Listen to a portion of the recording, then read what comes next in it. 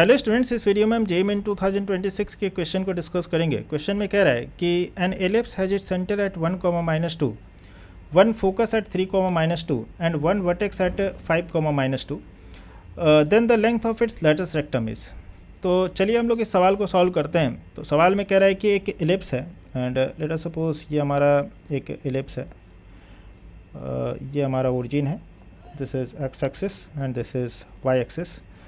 एक एलिप्स है, let us suppose ये आपका एलिप्स है, क्योंकि इसका सेंटर दे रखा है 1, -2, ऑफ कोर्स फोर्थ क्वाड्रेंट में ही होगा, ठीक है,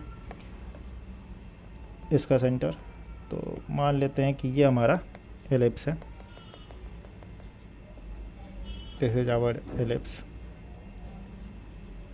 एंड इसका सेंटर आपको दे रखा है 1, -2। एक फोकस आपको दे रखा है 3, -2 पर। तो लेट अस सपोज ये इसका फोकस है एंड इसका कोऑर्डिनेट 3, -2 है, और एक वर्टेक्स आपको दे रखा है 5, -2 पर। तो इस वर्टेक्स का कोऑर्डिनेट कितना है 5, -2। तो आपसे पूछ रहा है कि लेंथ ऑफ लेटस रेक्टम कितना होगा, ये हमको फाइंड आउट करना है।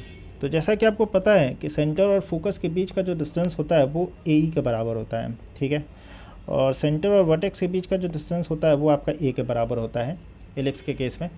तो अगर हम इस पर्टिकुलर केस में देखें तो इन दोनों पॉइंट के बीच का डिस्टेंस कितना हो जाएगा, तो दोनों का कोऑर्डिनेट हमको पता है, तो डिस्टेंस फार्मूला का यूज़ करके भी आप निकाल सकते हैं दोनों के बीच का डिस्टेंस कितना हो जाएगा, 2 हो जाएगा। तो वी कैन से कि ए बराबर 2 हो जाएगा, ठीक है, ए बराबर आपका 2 हो जाएगा, ए बराबर आपका 2 हो जाएगा।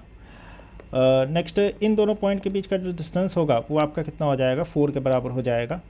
एंड हम बोल सकते हैं कि ए बराबर आपका 4 के बराबर होगा, ए बराबर आपका 4 होगा। अगर हम इसमें ए बराबर 4 सब्स्टिट्यूट कर दें तो हम लिख सकते हैं कि 4e = 2 and we can say कि ई बराबर कितना हो जाएगा 2/4, दैट इज़ 1/2, ठीक है।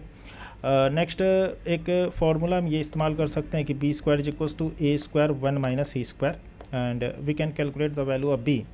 तो b² कितना हो जाएगा, that will be equals to a², that is 16 and 1 - e² आपका हो जाएगा 1/4, सो 16 × 3/4 एंड ये आपका कितना हो जाएगा 12, ठीक है। And length of latus rectum का फॉर्मूला क्या होता है, that is equals to 2b² a, है ना। तो यहाँ पर अगर हम सब्स्टिट्यूट कर दें तो 2 × 12 एंड डिवाइडेड बाई ए के जगह पर आपका 4 हो जाएगा, सो ये आपका 3 टाइम्स में कैंसिल हो जाएगा, तो ये आंसर आपका आ जाएगा 6। तो लेंथ ऑफ लेटस रेक्टम कितना हो जाएगा, 6 के बराबर हो जाएगा, यानी कि ऑप्शन नंबर डी होगा।